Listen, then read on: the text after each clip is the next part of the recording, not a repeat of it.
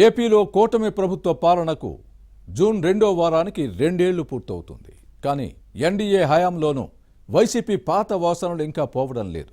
Fan party సానుభూతి పరులైన అధికారులు కీలక స్థానాల్లో కొనసాగడం కూటమికి తలనొప్పిగా మారింది.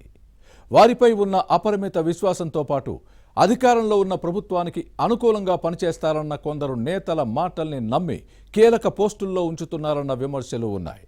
ఈ క్రమంలో కూటమి మంత్రులకు చేదు అనుభవాలు తప్పడం లేదు. వైసీపీ ప్రభుత్వ హయాంలో తమకు సమాచారం ఇచ్చారనే సానుభూతితో కీలక స్థానాల్లో కొనసాగిస్తున్నారని వినిపిస్తోంది. ప్రభుత్వంలోని కొందరు నేతల మద్దతుతోనే అలాంటి వారు అధికారాన్ని చెలాయిస్తున్నారని మంత్రులు సీరియస్ అవుతున్నారు. వైసీపీ పాలనలో జగన్ కో చెప్పినట్టు కిక్కురు మనకుండా పనులు చేసిన అధికారులు కూటమి ప్రభుత్వంలో నిబంధనల పేరుతో జాప్యం చేస్తున్నారా? ఏ పని చేయాలన్నా ఐవీఆర్ఎస్ సర్వే పేరుతో వైసీపీ సానుభూతి పరులకు కాల్స్ చేసి వారిచ్చే సమాచారంతో సర్కారును తప్పుదోవ పట్టిస్తున్నారా? పాలనలో ఇప్పటికీ సీఎం చంద్రబాబు మార్కు లేదా? రెడ్ టేపిజంపై పాలక పెద్దలు మౌనంగా ఉన్నారా? అసలు అధికారులు ఎవరు? కీలక పోస్టుల్లో ఎందుకు కొనసాగిస్తున్నారు?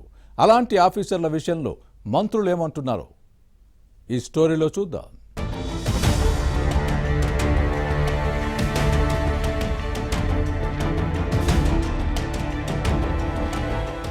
ఏపీ కూటమి ప్రభుత్వానికి వైసీపీ వీరభక్త అధికారుల నుంచి సమస్యలు తప్పడం లేదు. ఎన్నిసార్లు చెప్పినా తీరు మారడం లేదు.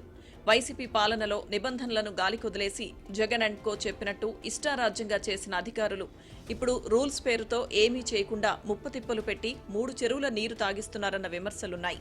ఉద్దేశపూర్వకంగా ఎన్డీఏ సర్కార్ను తప్పుదోవ పట్టించే పనిలో ఉన్నారన్న వ్యాఖ్యలు వినిపిస్తున్నాయి. కూటమి ప్రభుత్వాన్ని భ్రష్టు పట్టించడానికి కంకణం కట్టుకుని పనిచేస్తున్నారన్న వాదనలు లేకపోలేదు. ఏపీలో ఎన్డీఏ సర్కార్కు సమస్యలు సృష్టించి మట్టి కరిపించి మటాష్ చేయాలని కొందరు లక్ష్యంగా పెట్టుకున్నారన్న విమర్శలు వెల్లువెత్తుతున్నాయి. కూటమి ప్రభుత్వంలో కొందరు అధికారుల వ్యవహార శైలి మంత్రులకు నచ్చడం లేదు. ఏ పని అడిగినా చేయకపోవడం, నిబంధనలకు అనుగుణంగా ఉన్నా జాప్యం చేయడం రివాజ్గా మారిందన్న విమర్శలొస్తున్నాయి. అధికారుల నిర్లక్ష్యంపై మంత్రులు మండిపడుతున్నారంటే పరిస్థితి ఎలా ఉందో అర్థం చేసుకోవచ్చు. కూటమి ప్రభుత్వాన్ని ఇబ్బంది పెట్టేందుకు ఉద్దేశపూర్వకంగానే ఇలా చేస్తున్నారని వినిపిస్తుంది. ముఖ్యంగా వైసీపీ ప్రభుత్వ హయాంలో పనిచేసిన అధికారులను కీలక శాఖల్లో పెట్టుకోవడంపై సీనియర్ మంత్రులకు తలనొప్పిగా మారింది. వీరు వ్యవహరిస్తున్న తీరు తమకు ఎంతమాత్రం నచ్చడం లేదని ఇటీవల కొందరు మంత్రులు బహిరంగంగానే ముఖ్యమంత్రి చంద్రబాబుతో పాటు మంత్రి లోకేష్ దృష్టికి తీసుకువెళ్లారని సమాచారం. అలాంటి వారిని మార్చని పక్షంలో ఇబ్బందులు ఎదురవుతాయని వివరించారని వినిపిస్తోంది.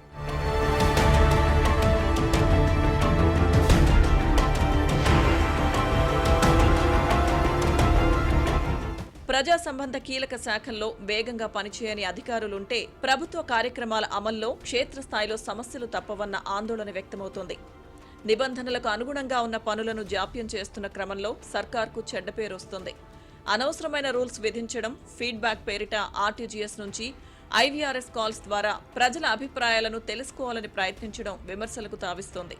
2014-2019 మధ్య ఇలాంటి ప్రయత్నం చేసి ప్రజల సంతృప్తి స్థాయి 80 నుంచి 90% మధ్య ఉందని నివేదికలిచ్చి ప్రభుత్వాన్ని తప్పుదోవ పట్టించిన విషయాన్ని మర్చిపోకూడదు. కానీ 2019 ఎన్నికల్లో టీడీపీ ఘోర పరాజయాన్ని మూటగట్టుకున్న విషయాన్ని గుర్తుపెట్టుకోవాలి.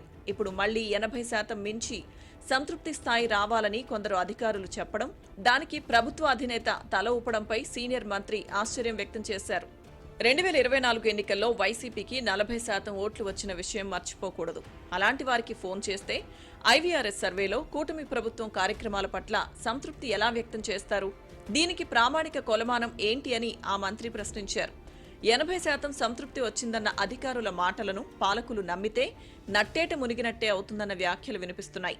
18 ఏళ్ల వయసు పైబడిన వారి మొబైల్స్కే ఐవీఆర్ఎస్ కాల్స్ వెళ్తున్నాయన్న ప్రచారం ఉంది. ప్రభుత్వ పథకాల లబ్ధిదారుల్లో వైసీపీ వారు ఉన్నారు కదా అని మంత్రి వ్యాఖ్యానించారు. ప్రజల్లో సంతృప్తి స్థాయిపై సర్వేల పేరుతో ప్రభుత్వాన్ని తప్పుదారి పట్టించడం వెనుక వైసీపీ హస్తం ఉందని ఆ మినిస్టర్ విశ్లేషించారు. కీలకమైన 10 శాఖల్లో నేటికి వైసీపీ సానుభూతి పరులైన అధికారులు ఉన్నారని మంత్రులు భావిస్తున్నారు. అందుకే కూటమి ప్రభుత్వంలో పాలనాపరమైన సమస్యలు తలెత్తుతున్నాయని మరో మంత్రి వ్యాఖ్యానించారు. వైసీపీ హయాంలో పనిచేసిన అధికారులు అప్పట్లో టీడీపీకి సమాచారం ఇచ్చారనే సాకుతోనే కీలక శాఖల్లో కొనసాగిస్తున్నారని వినిపిస్తోంది. అప్పట్లో తమకు సమాచారం ఇచ్చిన వారు ఇప్పుడు కూటమి ప్రభుత్వం ఇన్ఫర్మేషన్ను వైసీపీకి ఇవ్వరనే నమ్మకం ఎక్కడుందని ఆ మంత్రి ప్రశ్నించారు. సర్కార్ చెప్పిన పనులను చేసేవారినే కొనసాగించాలనేవారు లేకపోలేదు.